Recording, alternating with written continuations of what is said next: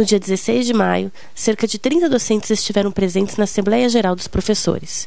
A reunião iniciou o debate sobre as regras gerais apresentadas pela Comissão Paritária de Consulta à comunidade para a escolha do novo reitor. Olha, marcamos 2 assembleias para essa semana. Uma assembleia para discutir a greve e uma assembleia para discutir as regras do processo eleitoral.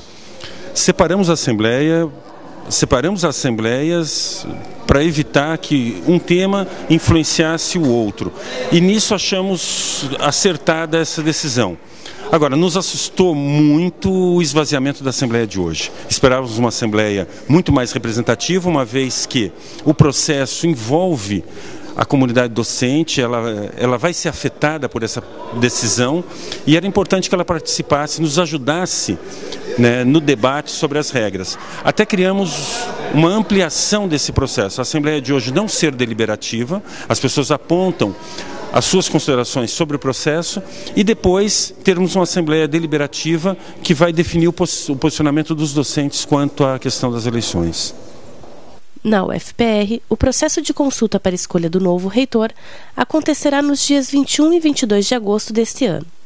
A Comissão Paritária de Consulta é formada pelas 3 entidades representativas da comunidade universitária da UFPR e apresentou aos docentes as principais mudanças propostas por ela.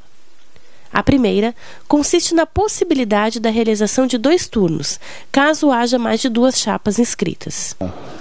Na verdade, a ideia de você fazer a eleição em 2 turnos é para permitir com que mais correntes políticas participem do debate, né? Isso nós já temos, a experiência internacional já revela isso, as próprias eleições no Brasil, que são em 2 turnos, permitem com que os grupos políticos apresentem candidaturas, ou seja, você não tem uma tendência de polarização imediata que vai acabar cerceando a possibilidade de diferentes opiniões, de diferentes correntes participarem do pleito. Pelo menos é essa a expectativa, né? Que o sistema eleitoral de alguma forma influa na vontade, né, no desejo das candidaturas de se apresentarem.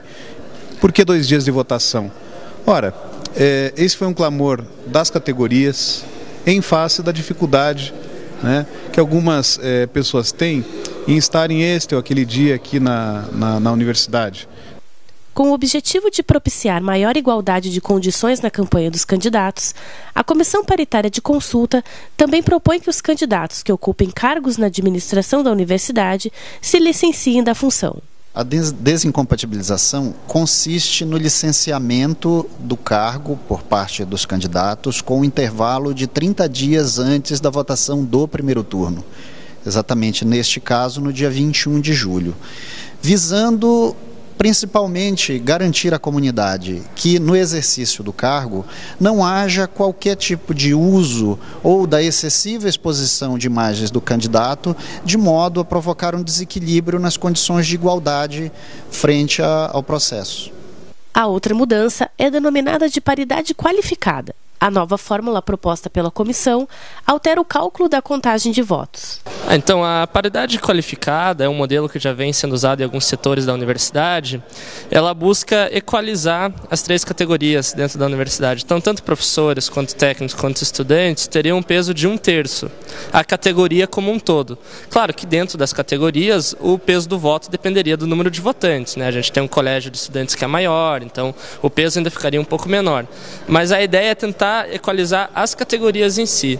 Isso para tentar ampliar a democracia dentro da universidade, né? Então você fazer com que os candidatos busquem as 3 categorias de uma maneira igualitária, que as cartas propostas atendam a todos e que a gente possa engajar, principalmente o estudante, que vai em menor porcentagem para a votação, para que eles possam entender a importância disso e dando um peso para eles nesse processo, que eles possam participar de maneira mais ativa, mais consciente, que a gente possa ter para futuras eleições aí uma participação cada vez maior, mais ampla, com mais discussão e mais democracia.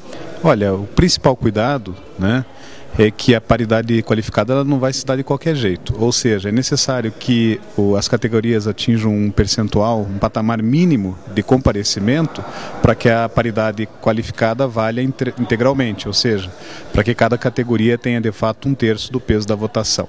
Então, quer dizer, o que isso significa? Que patamar mínimo é esse?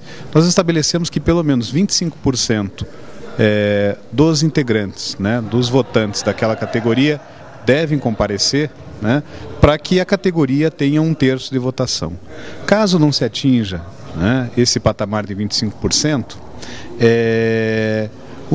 a quantidade, o percentual de votantes que de fato comparecerem vai ser proporcional ao peso da categoria. Então vamos a um exemplo hipotético muito simples. Vamos dizer que em vez de 25%, né, compareceram 12,5%. Né? Nesse caso, em vez de 1/3, né, a categoria ela vai ter peso 1/6. Então acho que com esse exemplo simples a gente consegue ilustrar o cuidado que a categoria, melhor dizendo, a comissão teve no momento de colocar, né, de qualificar a proposta dessa paridade que nós estamos apresentando à comunidade da UFPR. Segundo a APUF-PR, essa primeira reunião visou iniciar o debate com os docentes. A APUF ainda não tem posição sobre o que foi apresentado pela Comissão Paritária de Consulta. A representação docente participa da Comissão Paritária de Consulta, demos a ela total liberdade de ação e de trabalho, oferecemos a infraestrutura, a comissão tem se reunido na APUF, mas o posicionamento da APUF será o posicionamento da comunidade docente deliberada em assembleia. Daí considerarmos muito importante que a próxima assembleia seja representativa.